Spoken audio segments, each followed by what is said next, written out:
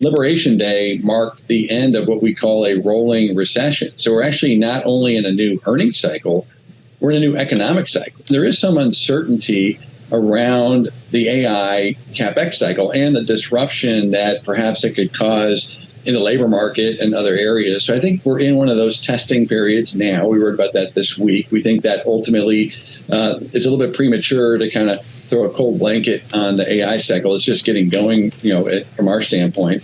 And then secondarily, I think we have a new Fed chair nominee with Kevin Warsh.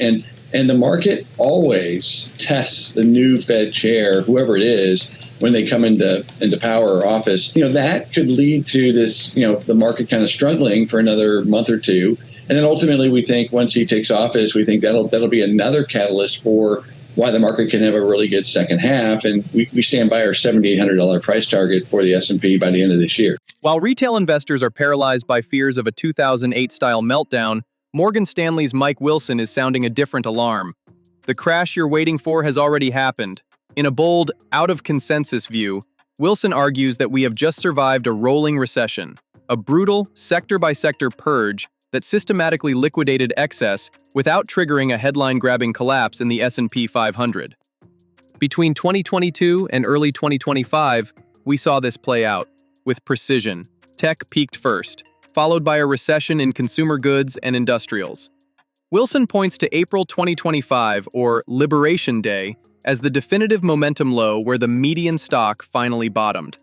The data backs him up. For the first time in 4 years, earnings growth for the Russell 3000 has hit double digits, signaling that the economy has shifted from a rolling recession into a rolling recovery. This transition is inherently violent. We are witnessing a massive relocation of capital, a major rotation, where former market darlings are being discarded in favor of overlooked value and cyclical gems. This is why the S&P 500 appears range-bound, despite the underlying volatility. Money is fleeing frothy AI hyperscalers and pouring into the 493 stocks that the world forgot. Morgan Stanley is putting their money where their mouth is, positioning for an S&P target of 7,000 by year-end. Today, we are diving deep into that rotation by identifying 3 tech stocks that align perfectly with Wilson's bargain hunting framework, including one high-conviction play that has been slashed by over 50%. Let's begin with Uber Technologies, ticker UBER, a company that defines the phrase market disconnect. While the headlines are screaming about a potential economic meltdown, Uber is quietly proving that the crash narrative is completely broken. If you look at the charts, Uber has been caught in a brutal 27% drawdown from its mid-2025 highs. But the underlying numbers tell the story of a business that is not just surviving, it's accelerating. In the fourth quarter of 2025, Uber posted a massive 20% year-over-year revenue increase to $14.37 billion, while gross bookings surged 22% to cross the $193 billion annual run rate. More importantly, the company has transformed into a literal cash machine, generating nearly $10 billion in free cash flow, a 42% jump from the previous year. Mike Wilson's rolling recession thesis is perfectly visible here. While the stock price was getting hammered by macro fears, Uber's core business was hitting all-time highs in usage, with monthly active consumers crossing the 200 million milestone. The bears will tell you that autonomous vehicles and AI are going to destroy Uber's business model. But they are missing the moat. Uber is positioning itself as the indispensable demand layer for the entire AV ecosystem. Data shows that in hybrid markets like San Francisco and Austin, utilization for autonomous vehicles integrated into Uber's network is 30% higher than standalone deployments. Uber doesn't need to win the technology race. They own the 200 million customers that every robotaxi operator needs to stay profitable. Looking at the valuation, the numbers make no sense for a company compounding at this rate. Uber is currently trading at just 21 times forward earnings with a PEG ratio below 1. We are seeing a massive rotation of capital, and Morgan Stanley's own portfolio reflects this, holding 80.2 million shares worth $6.55 billion. With the stock hovering near its 200-week moving average and advertising revenue hitting a $2 billion run rate, Uber is the ultimate bargain hunt for investors who understand that the real crash is already in the rearview mirror. Moving from the streets to the data centers, our next pick is Cisco Systems, ticker CSCO. a company that is quietly winning the AI infrastructure war while the market looks the other way. For years, the chipmakers have hogged the spotlight, but the actual plumbing of the AI era, the switches and optics, is where the real value is beginning to consolidate. Cisco is the perfect example of the overlooked quality Mike Wilson is talking about. Despite delivering a double beat in Q2 and raising its 2026 guidance, the stock was recently hit with an 11% sell-off, creating a compelling entry point. But here's why the market is dead wrong. Cisco is becoming a direct beneficiary of the AI build-out. In Q2 alone, the company booked $2.1 billion in AI infrastructure orders from hyperscalers. These companies are projected to spend over $610 billion on CapEx in 2026, a 70% increase year over year.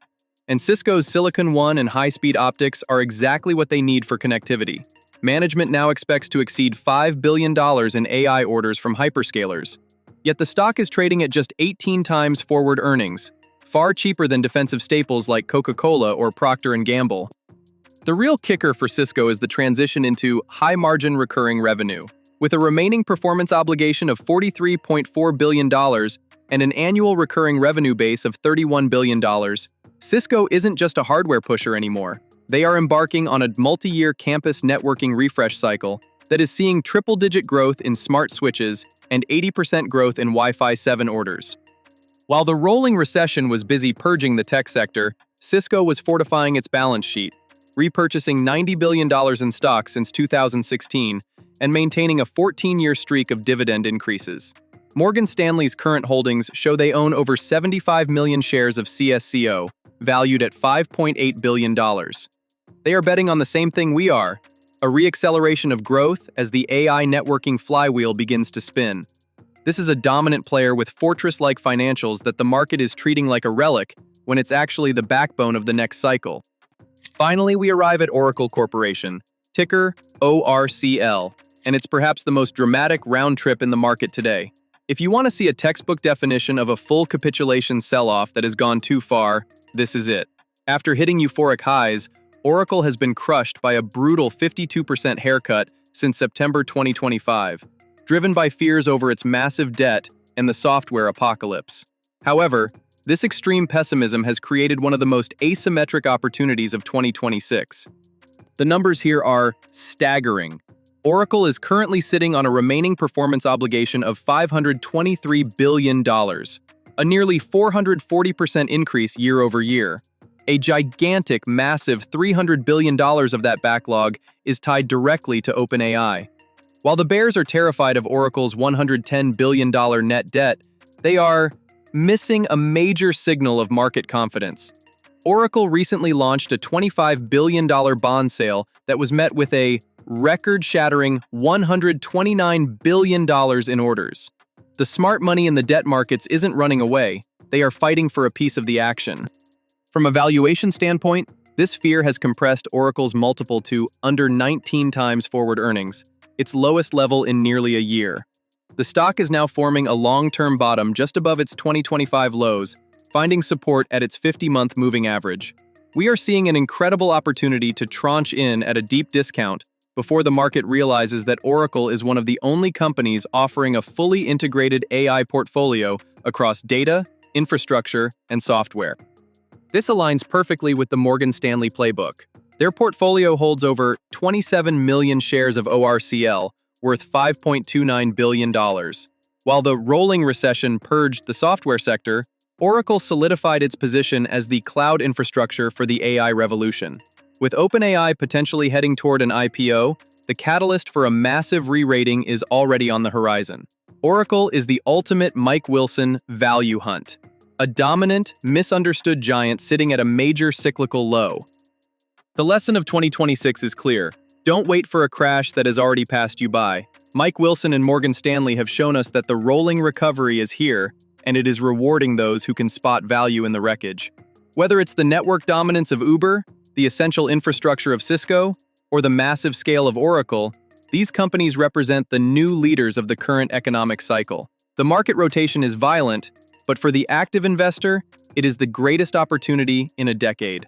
Stop watching the index and start watching the capital flow.